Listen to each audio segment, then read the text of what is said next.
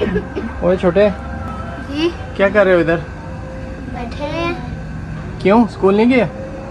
नहीं, क्यों? वो क्योंकि स्कूल वाले आने ही नहीं दे रहे। क्यों स्कूल क्यों नहीं आने दे रहे? स्कूल से छुपे हुए हो? नहीं, फिर फीस नहीं जमा कराई किस चीज़ की? स्कूल की। वो- किसने? पापा ने। क्यों? पापा क्या काम करते हैं? पापा पीआईए में थे, उन्होंने निकाल दिया। हाँ तो फिर अब बीमार हैं घर में लेटे। हाँ, तो आप यहाँ पे फिर आप घर क्यों नहीं गए? वो पापा को परेशान नहीं करना ना। चलें मैं आपके पापा को बताऊं? नहीं, वो फिर परेशान हो जाएंगे। और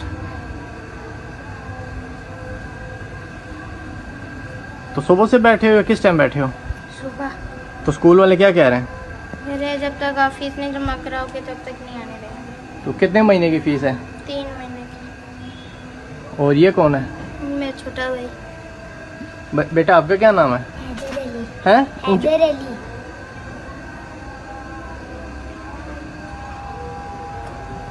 इसकी भी फीस नहीं जमा हुई?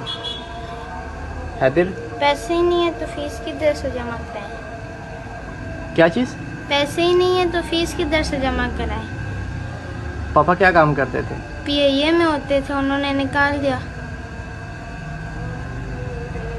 ये देख लें भाई, ये छोटे बच्चे